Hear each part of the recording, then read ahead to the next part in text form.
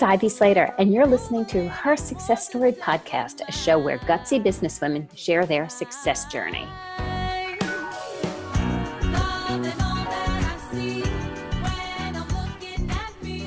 Hello, and welcome back to today's episode of Her Success Story.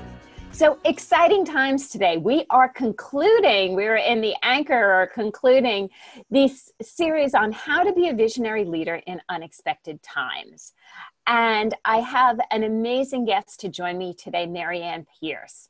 Marianne is the founder and CEO of MAT Digital. For over 20 years, Marianne has fused the digital space to investment banking conferences and built MAT Digital, an event platform as a service. She's headquartered in New York City. She produces digital live and virtual events globally, and is the co-founder of Equity Moonshot, which focuses on women-run STEM businesses solving the UN Sustainability Development Goals for 2030. I could continue on, but Marianne is so much more interesting than me reading about her. And I have to say, as I've had the joy of a whole bunch of conversations and getting to know her, she's smart and she's real. So let's jump in, listeners, and join me in a huge welcome to Marianne Pierce. Thanks for taking time out of a crazy world today. Oh, Ivy, it's always a pleasure to speak with you, and thank you for inviting me. So in the bio, it talks about you being a business owner for 20 years. That's correct. Yes. Yeah. Welcome to the club. When we look at unexpected times, I refer to business interruption, and business interruption can look at a variety of things. It could today in 2020 can look like a global pandemic. It could look at, we're both New Yorkers, being in New York City during 9/11, Hurricane Sandy, and what that looked like and the impact on business. We had a recession in 2008, 2009. And then you have the stuff of business and business interruptions, things that unexpectedly happen. So can you share a little bit of your journey as a business leader? Oh, as a business leader, well, I didn't start out to be a business leader. I started out to really be a creative person. I started out in advertising and copywriting, and then into being creative director for corporate communications. And it was always, I have a theater and a fine art background, and also marketing communications. So it was kind of like the perfect blend. So I was always a really good employee. And what happened was, in advertising, we went through recessions and layoffs, and you lost the account. And did I really care about toothpaste? Really? And it was more, I wanted to stay, but I kept getting thrown out, not because of being fired, but because of politics and what things happened. So I kind of said, you really need to work on your own and your own shingle out there. And that was a slow process of happening. So I guess when I got to my mid-30s, it was like, you need to own your own intellectual property. I had worked on a number of developing some film scripts, some things for foreign productions. And if I wasn't the producer who owned the property, I usually did a lot of the gum work and then was not there for the prize because, there is no net, as they say in Hollywood. So I said, I'm not going to do anything anymore unless I own the intellectual property. And hence I started my own business, which was pretty forward thinking for that time. The thought process of owning your own intellectual property. Like everybody's like, yeah, of course you have to own your own intellectual property in 2020. But dating back a lot, 20 years or so, we didn't think that way as business leaders, as business owners.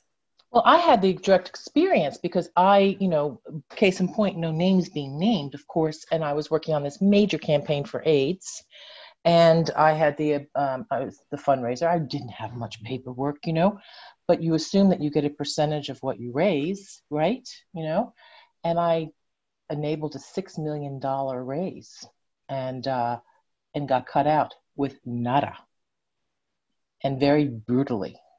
So was finally the learning lessons. The universe said, we've been telling you, sweetheart, and we had to make it like, the Monty Python foot on your head to make you understand that you're undervaluing your own power. That was a hard lesson. So learning lessons like that, you were like, okay, I have to own my own intellectual property.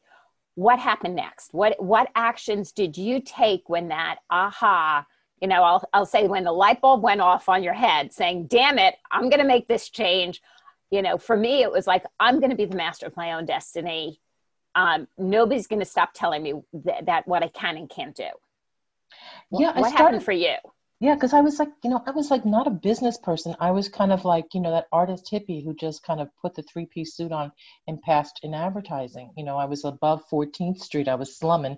Then I went down to 14th Street and got all my inspiration, but I looked really good in a Brooks Brothers suit. And it was just, I wasn't living an authentic life. Well, it was actually a lot of fun, actually, because I used to blow their minds sometimes. I go, oh, my God, where'd you find that at? Well, I was at PS1, and, we happened to walk in the room, and I talked to him about it. And so anyway, those kind of things. I think I had to learn business, and I had to learn as a woman to be responsible for yourself, for your business, for your life, for your finance. You just couldn't float anymore. That was something where I had to be purposeful, like, get an accountant.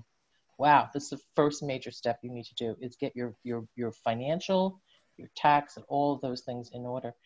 And then I just started practicing.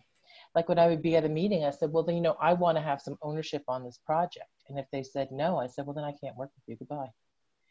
And I had to practice articulating my worth. And it was scary, but it was also kind of like illuminating. So when you say practice, you have an arts background, a theater, a film background. And so when we think practice, it's, okay, I'm going to stand in front of the mirror and do my monologue. Were they truly practicing that way? Or was it practice with, with a friend? Like, what did that look like truly? Yeah, it was really, because back in the old days, it was like you had your phone.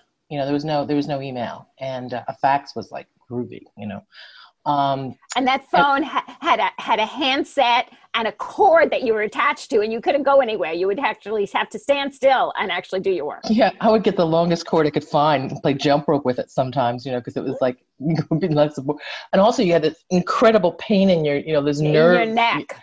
Yeah, it was physically very difficult. I love these little headsets.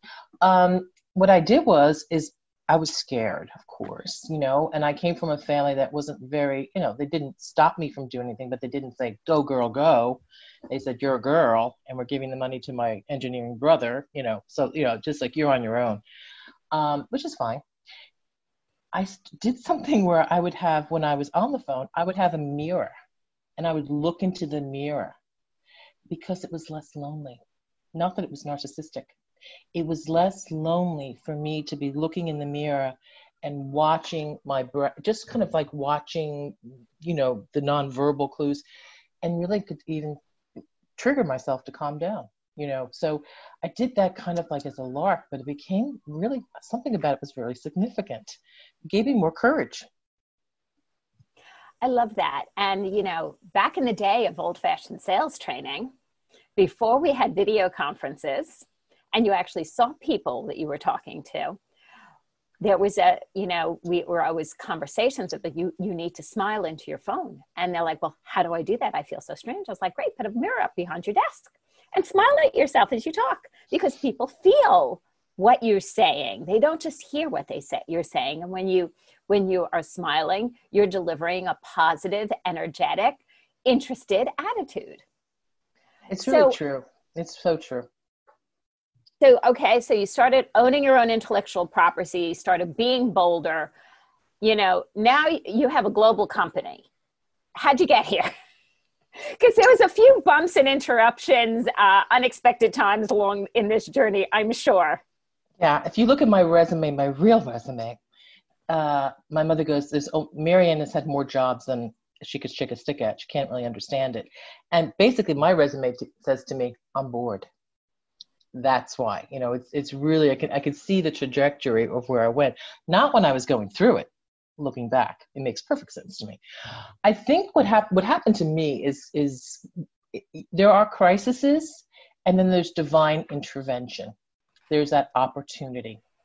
And that's why being in a state of yes, a state of listening, a state of being receptive, or like I would say, isn't that interesting? You know, and I truly meant it. I mean, like, I was like a sponge, you know, especially with anything technical or anything in communications, you know, to be able to like democratize thought and ideas. I was all about that. And I went to a party, and this is from my downtown, you know, PS1 theater company people. They were all into the internet before the corporates were. I mean, I was working at a corporate communications company doing pharmaceutical launches, best in the business type stuff, you know. But they invited me because it was in one of the first internet service providers. So it was my downtown, you know, like music people, a producer for Madonna's first demo, I mean, those type of people, you know, the Lower East Side. And what was then Verizon was there, and it was called Bell Atlantic at that point, but still the major telecom. They said I remember Bell Atlantic. No. Yeah. And then it was 9X. I'll jump right in there with you. Of course it was Bell Atlantic. Yeah, so it was Bell, you know, Ma Bell, then Bell Atlantic, and then it was 9X, and then Verizon's, and that means True Over the Horizon. I remember when they changed the branding. Anyway, these two suits came up to me, and of course, you know, I was in a suit because I had just come from work. And they said, we were told to talk to you because we were just asked by Intel to install a T1, which wouldn't even run your phone now, 1.5 megabits, to install a T1 at the Radio City Music Hall for a week. But we only sell 7-year contracts. Disruption right there. Okay, I want to recapture that. Mm-hmm. Because you're identifying, they're like, okay, so we have this, we want to do this, we can't, because this is how things are done. We have T1, we can sell it for this long, we can't do this. And that the second you have the round peg that doesn't fit in the square hole, you have, you know, bam, disruption. You have opportunity too. Yeah. Thank you. And that stepped into opportunity. So they wanted to do what at Radio City Music Hall for the New York listeners? Yeah, well, you know, Radio City is a gorgeous, you know, huge, gorgeous 7,000 attendee venue. And they wanted it for an event that they were doing. So the people from Bell Atlantic saying, why would they just want it for a week and why for an event? And I said, well, this is 1996, mind you, okay? I said, perhaps they want to show their website. And at that point, maybe there was 8 million websites in the world. Maybe not even that much at that point. And I said, you know, maybe they want to show a database function of it. And they go, can you come to our office tomorrow? Because I was the only one who saw past, we only sell 7-year contracts. And I said to them, you know, you're talking about phone lines. I'm used to doing these large corporate, you know, launches, you know, for like $6 million spends. And they go, well, we have a feeling that if people are going to be using the internet in their events, we can create a whole business about that by providing the bandwidth to the hotels and the applied services. And we want you to help us build that out. I said, okay, let's do it. I didn't know anything about technology as far as internet technology, about, you know, Cisco systems, about, you know, TCP, nothing. And I just fell down the Alice rabbit hole and just said, okay, I'm just going to scrap my way out of this and build something. So what I'm hearing you say is, I had no information, I had no clue, and I said yes. Yeah, because it was like, wow. It was a new horizon. Why not? And there's a learning lesson here, listeners, of you say yes and you figure things out. Oh, yeah. Women too often have to be 90% trained in something. And I'm like Pippi Longstocking, or my favorite analogies is Porto from Three Musketeers. This is Bastille Day, just to let everyone know. And he just would jump out the window and there'd always be a horse there. So stop doubting yourself. You know, I mean, go for it. You know, Marianne, I'll give a short little antidote here. There was probably around that time, you're saying 96, and I'm going to say probably around that time, one of my big clients was W Magazine as a printer. and came in and did their media kits, and they had a meeting, and they showed me a mock-up of what they wanted to create. And they're like, so where the exterior is going to be all plastic, and we're going to do this, and we're going to do this, and we're going to do that. They're like, can you help us? And I said, just what we're talking about. Yes, of course. And I wrote pages of notes, because we couldn't even take it out of there to take back to my office for 24 hours. So I took pages and pages of notes, and I went back to my office, and I said, okay, guys, remember, only woman other than the receptionist, right? I was like, okay, guys, in production, we have to figure out how we're going to produce this out exterior on plastic and this, that, and the other thing. And and the response back was, we don't print on plastic. It will go somewhere, let them go somewhere else. And I'm like, you might not print on plastic as of now. I print on plastic. They're like, well, I don't know anything. We don't know anything about it. I was like, and there's the ability to learn. Exactly. You said yes to Radio City Music Hall. You started a joint venture business deal with Verizon. What is today Verizon? Well, it was actually, they were resellers of Verizon. So I don't want to get into any copyright infringements, but we became a very big client of Verizon because we installed the internet circuits in 20 of the top venues in New York City. So at the Javits, the Hilton, they were our circuits. Mostly they were our circuits. And it was a very lucrative business. And especially in the heyday when, PC Expo was there and there'd be 200 exhibitors that all needed an internet drop. It was just like, oh my God, cha-ching, cha-ching, cha-ching. And on speaking of the woman who did the printing for PC Magazine. Yeah. So you understand that heyday that was so there. Exactly. And my job was to go, how can we sing? That's the bass note. How can we do applied services where I'm always interested about being helpful? It's almost the David Ogilvy school. You look at your client and you see, like you play printing on plastic. Your client wanted it. I never say no to a client.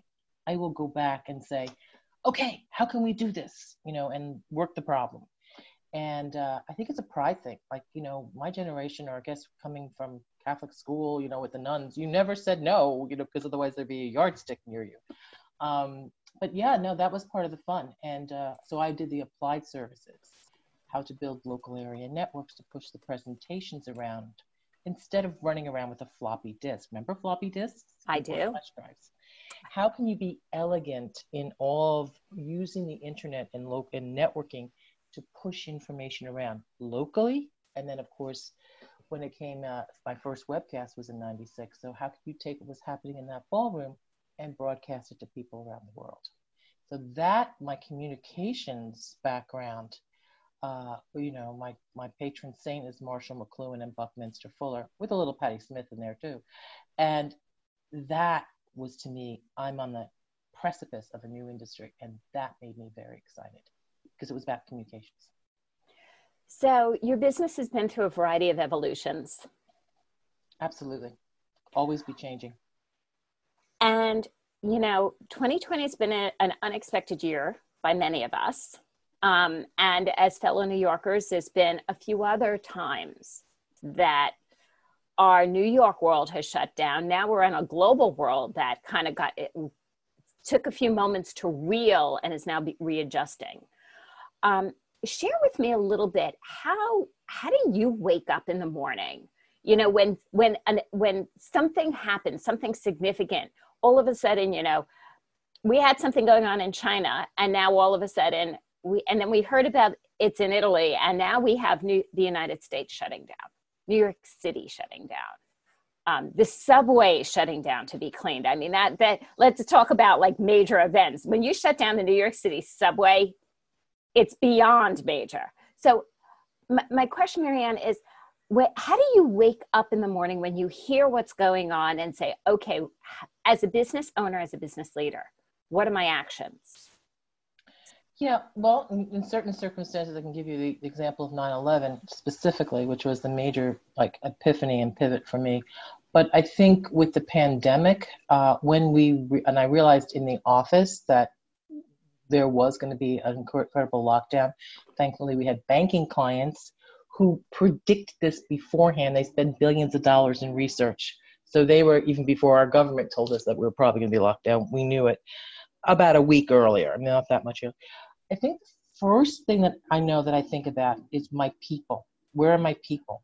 It's where are they? Where is everyone? Is everyone safe? And that was a big concern at 9/11 because our team was doing an event at the Marriott World Trade Center on September 11th. So when I heard, I was on the subway, and the doors opened at 125th Street, and someone said, "Oh, a plane hit the World Trade Center," like at 9:03. I immediately went to get off the train because that A line goes right into the World Trade Center, and the whole thing with SARS and gas and all that, sarin and all that stuff. I knew it was a terrorist attack in my heart, but I wasn't fast enough. So anyway, I got to my office and ran like Wonder Woman. I mean, just to secure my people. And then, my partner was running around going, "We're ruined, we're ruined, we're ruined."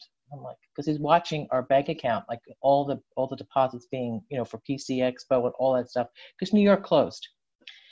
And all I cared about was where are my people? Like, where is Anatoly? Where is, where's Michael? When they walked in the door was the happiest day of my life, when they walked back from the World Trade Center. And I knew that my business was over. It was over. I mean, it was like as it was. So I called everyone the next day saying, get to unemployment as soon as possible, because I don't know if I have enough money left in the account for payroll. And then the Thursday, I got a call from the Sheraton, because we had our connectivity there, and we had to build out Lehman Brothers trading floor by Monday. So the worst thing that ever happened, catastrophe, right? I mean, the sorrow and the fear, as you remember, Ivy, you can't articulate it, especially you cannot. New Yorker. You just cannot. Sorrow, just absolute deep sorrow. And it was fear because we didn't know what was going to happen next. And then by Thursday, I called back all my staff, and we were working like maniacs to get Lehman Brothers a trading floor by Monday because they had closed the market. And then we were off to the races at that point. Obviously, New York was closed, so I could get rid of a bad partnership that became a bad partnership because I let them have all the internet of the hotels, and I had built the applied services and had events all over the country. So I was still in business. And that's how MAP Digital was born, out of the ashes of the former company. So in the greatest tragedy of my life and sadness, I also was like a phoenix and created a whole new reality. It helped me get rid of things that were really bad in my life or weren't working, and allowed me to go forward. So once again, the universe kicked me in the butt and propelled me to the next place I was supposed to be, which is MAP Digital. It's kind of wild because listeners, thanks for bearing with me here. Because if you follow me on any social media, if you follow my newsletters, if you follow my one-on-one content, I have talked about, and I strongly in my heart of hearts believe there is opportunity everywhere. But it's for us to be grounded to connect to it. And what I'm hearing you say is reinforcing. And this was not, listeners, this was not rehearsed at all. I had no idea Marianne's story about 9/11 until she just told it. But here's the deal. Out of any crisis, disruption, unusual event, you have the opportunity to connect. And what you can step into is massive. But the choice is ultimate always going to be yours. You can stay in that swirl of, oh my goodness, or ground yourself and move into action. And Marianne, you're a woman who has just connected to opportunity. Your spirit is pure. You see, you listen, and you take action. Well, that's really kind. Sometimes you do have that self-doubt that comes in, and that's something where I think we all have to work on banishing. Because I do have I have a expression I say, stop beating yourself over the head, because there's 10 people outside that door with a baseball bat who can do it much better than you. So just stop it. It's vanity, actually. You got to knock that off, because we're here. If you have a more, let's say, altruistic view of life. We're here to do good. We're here to do well, and, by service and by, creating, by making things better. That's what kind of gets me, up in the morning. Oh, that's an interesting problem. How can we figure this out, And also surrounding yourself with like people. Share more about this. I think this is a very, very important point that we have not covered in ages. It's the most critical recipe for success. Everyone looks at me like, oh, Marianne Pierce, you developed, Meta Meetings is the platform that Map Digital, but that developed Meta above and beyond the meetings. A little too esoteric, but it works. I had the idea for it, like kind of the conceptualization of it, like looking at Lotus Notes, back in the day, But if I did not find Kenneth Chin, an MFA, Master of Fine Arts from the School of Visual Arts, who was also a computer programmer because he thought it was fun, I asked him, New York City.